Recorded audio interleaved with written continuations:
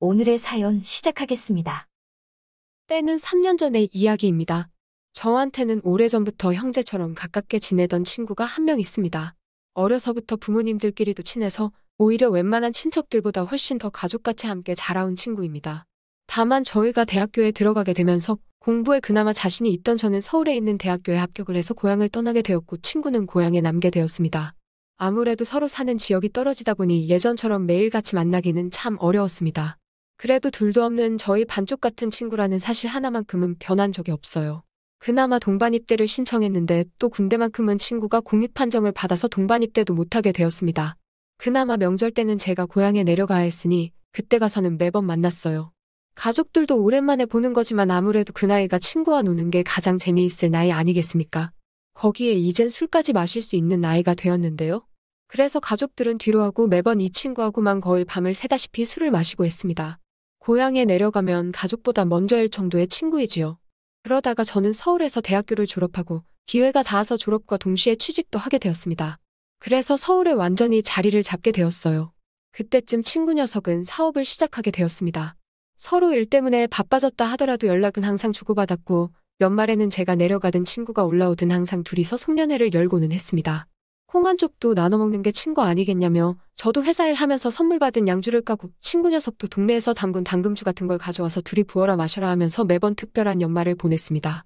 그러다가 제가 결혼하기 전 지금의 아내를 친구에게 처음 소개시켜줬을 때에는 복분자주며 야관문주 같은 걸 어디서 구해와서는 제 아내한테 이 술 한 잔만 먹이고 하면 아주 장난이 없을 거라는 짓궂은 농담을 하면서 건네준 적도 있습니다.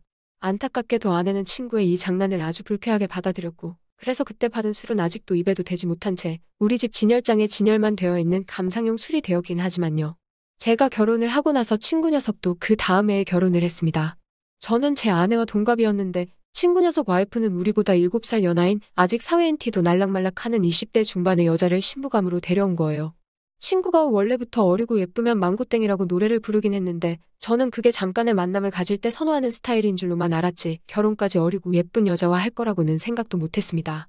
친구에게 와이프는 어디서 만났냐고 했더니 다방에서 만났다고 하더군요. 그 말을 듣고 별로 긴 말은 하지 않았습니다. 저와는 정말 뗄래야 뗄 수 없는 둘도 없는 친구 사이이기는 하지만 제 아내는 제 친구를 그다지 마음에 들어하지 않았습니다. 애초에 첫인상부터 야관문주니 복분자주니 밤에 끝내준다느니 하면서 이상한 말을 잔뜩 해놓는 바람에 아주 아내가 질색을 하면서 뭐 저런 사람하고 친구를 하냐고 저한테 한 소리를 한 적이 있어요. 거기에 대학도 안 나왔고 다니는 회사가 있는 게 아니고 사업이라고 이거에 손댔다 저거에 손댔다 안정적이지 않아 보이는 모습이 그렇게 탐탁지 않게 보였나 봅니다. 거기에 다방에서 만난 여자를 결혼할 여자라고 소개하고 있으니 아내는 저희가 어릴 때는 둘도 없는 친구였을지는 몰라도 이제는 수준 차이가 나니까 이 친구하고는 조금 거리를 두었으면 싶다고 했습니다. 친구 녀석은 그 사실을 모르고 있는 데다가 눈치도 채지 못해서 매번 저한테 서울 올라갈 테니 놀자고 연락을 해왔는데 저는 그때마다 항상 바쁘다는 핑계로 거절을 해야 했습니다. 아내의 생각에 괜히 반대를 했다가는 저한테 좋을 게 없다는 걸 알기 때문에 친구라면 저를 이해해 줄 거라 믿고 그렇게 행동했습니다. 하지만 저도 이렇게 친구와 거리를 둬야 한다는 사실이 너무 아쉽기는 했어요. 그렇게 몇 년이나 친구를 만나지 못했습니다. 심지어 명절 때는 고향에 내려가 있어 친구와 가깝게 있는데도 아내 눈치를 본다고 나가지 못했습니다. 친구는 바빠서 그럴 수 있다며 다 이해해준다고 했고 연말이 될 때마다 올해는 송년회를 어떻게 할 거냐며 저에게 매번 물어왔습니다. 그때마다 제가 다 거절을 했지만 친구는 포기 않고 저에게 매해마다 연락을 먼저 해왔어요. 그때마다 제가 거절을 해야 했으니 제 속이 오히려 더 쓰렸습니다. 그리고 3년 전 추석, 모처럼 아내가 그해 추석에는 각자 부모님 댁에 따로 방문하는 게 어떻겠냐고 제안을 해왔어요. 아쉬운 척을 했지만 사실 속으로는 올해는 친구 녀석과 술 한잔 하겠구나 하는 생각이 들었습니다. 총각대 마냥 고향의 짐을 풀자마자 친구의 집으로 향했습니다. 친구는 예고도 없이 방문한 저를 반겨줬어요. 그저 제가 왔다는 말에 가족 모임이고 뭐고 다 포기하고 달려나왔습니다. 친구가 결혼하고 독립해 나와 사는 집에 처음 구경한답시고 들어갔는데 아주 깜짝 놀라버리고야 말았습니다. 겨울 날씨까지는 아니지만 아직 살 사람이 매서운 추석인데 아주 한여름 휴가철을 방불케 할 정도로 한 줌도 되지 않는 옷을 입고서는 젊음을 과시하고 있었기 때문입니다. 친구가 결혼한 지 3년이나 지났는데 저희는 30대 후반을 바라보고 있는 가운데도 아직도 20대인 재수 씨의 모습은 그야말로 제 마음에도 불을 지필 정도였습니다. 외모가 결혼 생활에 차지하는 부분이 크다는 말이 이해가 되더라고요. 친구 녀석은 7살 연하의 아내와 아주 깨가 쏟아지게 살고 있었습니다. 돈이 좀 덜 벌리면 덜 벌리는 대로 그냥 둘이서 아기자기하게 살고 있더군요. 그에 반해 저는 아내와 사는 게 조금 갑갑하다는 느낌을 받고 있었거든요. 일거수일투족 저를 컨트롤하고 자기 입맛에 맞게 하려는 아내에게 어느 정도 반항심까지 생기고 있던 시점이었기 때문입니다. 그런데 아쉽게도 그런 생각을 하고 있는데 재수 씨가 다시 방에서 나왔는데 옷을 아주 조신하게 갈아입었더라고요. 알고 봤더니 집에서는 항상 저렇게 편하게 입고 있는데 제가 뜬금없이 찾아오는 바람에 갈아입을 틈도 없었다고. 오히려 오랜만에 봤는데 못 볼 꼴을 보여서 죄송하다고 사과하더라고요. 못 볼 꼴은 무슨, 덕분에 눈호강을 했다고 말해주고 싶었지만 아니라고 하면서 재수 씨에게 너무 예뻐서 나는 무슨 연예인이 집에 있는 줄 알았다고 너스레를 떨면서 대답했습니다. 친구 녀석은 제가 없으니까 같이 술 마시고 싶은 사람이 없다고 하면서 주정을 부리기 시작했어요. 오랜만이라고 술을 급하게 마시다 보니 빨리 취한 것 같았습니다. 친구 녀석이 혼자서 술을 엄청난 속도로 달리는 동안 친구 아내하고 처음으로 길게 대화를 나누게 되었습니다. 다방에서 일했다는 말을 들어서 그런가 아니면 조금 날라리 같았던 외모 때문에 그랬나 그렇게 보지 않았는데 대화를 나누다 보니 그런 겉모습과는 다르게 각종 분야에 관심도 많고 나름 깊이 있는 지식도 가지고 있더라고요. 저는 그런 그녀에게 놀라면서도 속으로는 저도 그녀의 출신이나 첫 인상을 보고 그녀를 이상하게 평가를 했구나 하는 생각이 들면서 이런 내가 아내를 나무랄 수 있을까 하는 생각이 들었습니다. 술자리가 한참인 와중에 친구 녀석은 술이 잔뜩 취해서는 자기 아내에게 행패를 부리기 시작했어요. 내 친구 술잔이 비어있지 않느냐, 어서 따르라 하면서 자기 아내를 무슨 저에게 술을 따라주는 사람 정도로 대우하면서 말이죠. 재수 씨 얼굴을 보니 조금 표정이 어두워 보이긴 해서 친구한테 조금 취한 것 같다고 말하고 아내한테 그런 걸 시키면 안 되지 않느냐 했더니 친구 녀석은 그런 게 어딨냐고 하면서 내 친구가 최고라고. 내 친구 기분 좋게 만들려면 아내가 그 정도는 해줘야 하는 거 아니냐고 헛소리를 하기 시작했어요. 아마 많이 취해서 그런 것 같다고. 제가 여기 더 있어봤자 친구 주사만 더 심해질 뿐이지 좋을 게 없겠더라고요. 거기에 연휴가 아직도 4일 가까이 더 남아있는데 오늘만 날이냐고. 나도 가족들하고 시간을 보내야겠다고 말하고 친구 집을 떠났습니다. 재수 씨가 따라 나와서는 저보고 고맙다고 하고 가더라고요. 고마워할 일도 아닌데 따라 나와서 인사치레를 하지만 그렇게 하고 가는 게 참 제 아내와 비교가 되더군요. 거기에 조금 쌀쌀해진 날씨 덕에 그녀의 새하얀 볼이 새빨갛게 홍조를 띠고 있으니 오히려 저도 20대로 돌아간 것처럼 가슴이 콩닥콩닥했습니다. 친구와 매해 술을 마실 때마다 다음날에 가는 해장국집이 있습니다. 정말 고향집 근처에서도 아주 맛집으로 소문이 자자한 곳이에요. 친구 녀석과 마치 약속이라도 한 것처럼 저한테 오랜만인데 한번 먹고 가라면서 연락을 해왔습니다. 그래서 해장국집에서 아침 일찍 만나게 되었는데 재수 씨도 데리고 나왔더군요. 전날 저녁에는 그렇게 재수 씨를 마치 작부대하듯 막대하더니 그래도 아내는 아내라고 둘이 멀리서부터 손을 꼭 붙잡고 오는데 그 모습이 참 보기 좋았네요. 그런데 해장국집에 들어와서 놀라게 된 건 재수 씨는 한 번도 이 해장국집에 와본 적이 없다고 하는 겁니다. 여기는 우리 단골집이나 마찬가지인데 한 번도 와본 적이 없다고 하는 게 저는 처음에는 장난치는 줄 알았는데 정말로 처음 와본다고 하네요. 친구 녀석이 말하기를 여기는 너와 나의 장소기 때문에 아내가 낄 장소가 아니라고 하는 겁니다. 어떻게 아내를 옆에다 두고 그렇게 서운한 말을 할 수가 있는지 저였으면 상상도 하지 못할 발언이었습니다. 친구에게 그럴 필요 없다고 둘이서도 술을 자주 마시지 않냐고 하면서 여기만큼 시원한 국물이 어디 있냐고 이제는 우리 셋이 한번 와봤으니 재수 씨랑도 자주 다니라고 말했습니다. 재수 씨가 빈말로 저한테 너무 상냥하다고 하면서 언니는 참 좋겠다며 제 아내가 부럽다고 말하는 겁니다.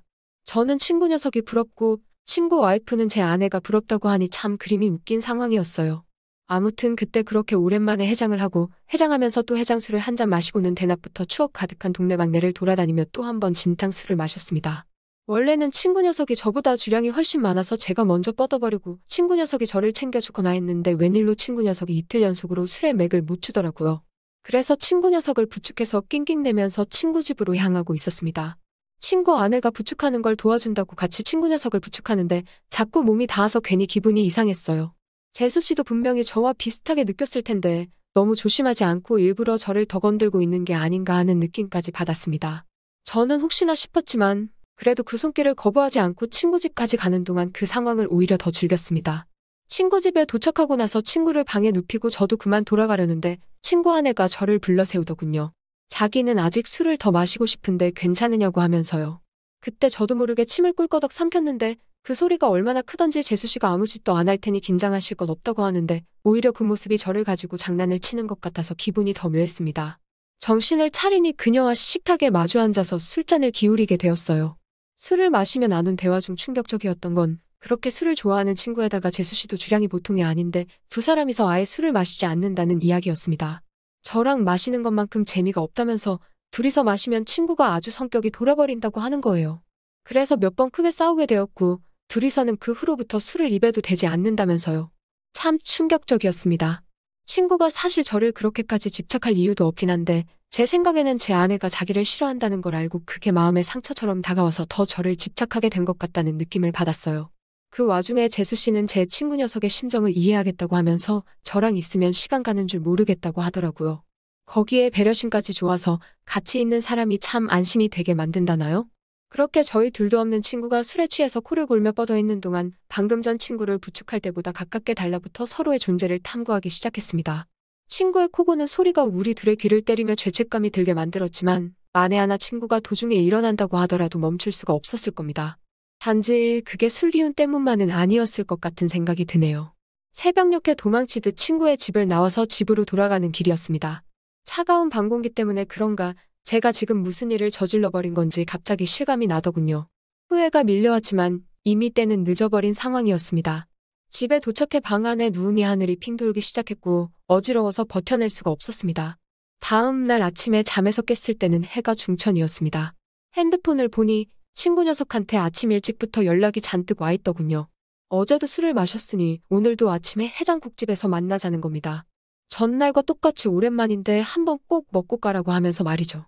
이렇게 그저 저랑 같이 노는 것만 기다려온 친구에게 제가 무슨 짓을 한 건가 싶더라고요. 믿음을 저버린 것도 모자라 그 사실을 평생 숨겨야만 하는 상황이 되었으니 말입니다. 친구를 볼 면목이 없어서 나가는 것도 꺼려지더라고요. 그렇게 도망치듯 고향에서 돌아오게 되었습니다. 사실 그 뒤로도 명절 때가 되면 아내는 혼자서 친정에 내려갑니다. 아내도 저희 부모님이 보기 껄끄러운 와중에 차라리 서로 부모님한테 알아서 잘하면 좋겠다고 하면서 말이죠. 하지만 저는 그날 이후로 고향에 내려간 적이 없습니다. 친구 녀석한테는 또 바쁘다는 핑계를 대면서 만나지 못하고 있어요. 친구에게 미안한 마음이 커서 그런 것도 있지만 그날 이후로 친구의 아내에게서 다음엔 언제 내려오냐며 연락을 받고 있기 때문입니다. 괜히 그녀를 무시했다가는 홧김에 친구에게 말해버릴 수도 있을 것 같다는 생각에 3년이 지난 지금에 와서도 저는 마치 그녀의 애인인 것처럼 서로 연락을 주고받고 있습니다. 순간의 실수로 친구에게는 정말 해선 안 될 짓을 해버리고 말았네요. 그리고 이렇게 지금에 와서도 그 상황을 정리 못하고 질질 끌고 있고 바쁘다는 핑계로 만남을 피하고만 있고 말이죠. 마음 한편에는 친구에게 허심탄회하게 말하면 이 친구라면 저희 배신을 이해해주지 않으려나 하는 생각이 들 때도 있습니다. 이 무거운 죄책감에서 벗어나고 싶어서 말이죠. 하지만 또 한편으로는 친구가 나를 용서해주지 않으면 어떡하지? 하는 생각에 이렇게 오늘 사연을 보내면서도 악연을 잘라내지 못하고 또 하루만큼 더 친구에게 그리고 내 아내에게 거짓말을 쌓아가며 살아가고 있네요. 또 찾아주셔서 감사합니다. 매일 새롭고 흥미로운 사연으로 찾아뵙겠습니다. 구독과 좋아요 잊지 마시고 다음 사연으로 다시 찾아뵙겠습니다. 감사합니다.